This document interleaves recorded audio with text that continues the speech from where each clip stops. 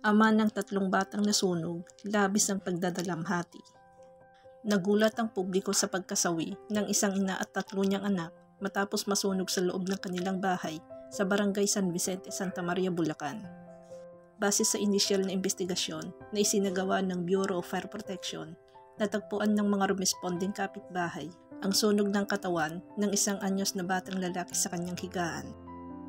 Ang 2 naman niyang kapatid na edad 3 at 6 ay nakita sa kanilang banyo na umiiyak at nagtamo rin ng sunog sa kanilang katawan. Sa pahayag na Alfredo Hernandez, Chief Fire Investigator ng Santa Maria BFP, sa isang panayam, dead on the spot ang bunso habang isinugod pa sa ospital ang ina at ang 2 pa niyang mga anak, ngunit pumanaw din kalaunan.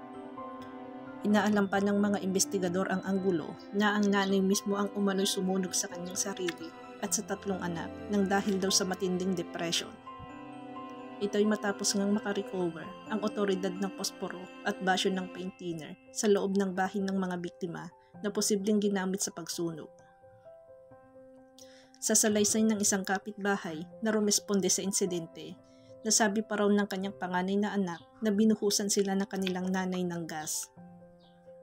Sabi pa sa ulat, bago maganap ang insidente ay nagpablatter pa sa barangay ang nasawing nanay para idulog ang problema nila ng kanyang asawa. Inireklamo umano nito ang pakikialam daw sa kanila ng biyanan. Labis naman ang pagdadalamhati ng ama. Sabi ni Kimuel sa kanyang Facebook post, kahit masakit tanggapin na wala na ang mga anak at wala na rin ang asawa, alam ng Diyos ang tunay na nilalaman ng puso niya sa kabila ng lahat na nangyari. Iba't iba ang naging reaksyon ng mga netizens sa kalunos-lunos na sinapit ng mag-iina. Narito ang ilang comments sa social media. Yung profile niya, puro tungkol sa anak niya at pagiging ina at asawa. Mahal niya yung mga anak niya, for sure and no doubt. Mahirap maging ina ng 3 tapos kapapanganak mo lang. Nakakapagod, nakakatakot. Tapos wala kang support na nakukuha sa asawa mo. Walang comfort, walang acknowledgement. Nagbibigay ka ng lahat ng pagmamahal na kaya mo, pero hindi nasusuklian, kahit empathy na lang, para maramdaman mo na hindi ka nag-iisa. Emotional and psychological torture, yung ganong suffering. Naawa ako sa kanilang mag-iina, more likely neglected siya. Madadagdagan pa ng betrayal, kahit sinong matinong babae lalo na ina. Sobrang sakit at bigat na weight-in. Madedepress at mag-a-anxiety ka talaga.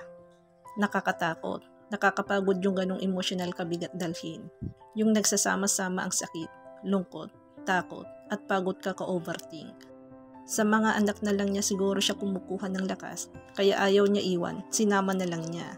Dahil mas lalong kawawa pag naiwan sa ama, na hindi niya siguro kaya ipagkatiwala sa ama yung mga anak niya at makaranas ng pagbabaliwala tulad ng nararanasan niya. Praying for her eternal grant.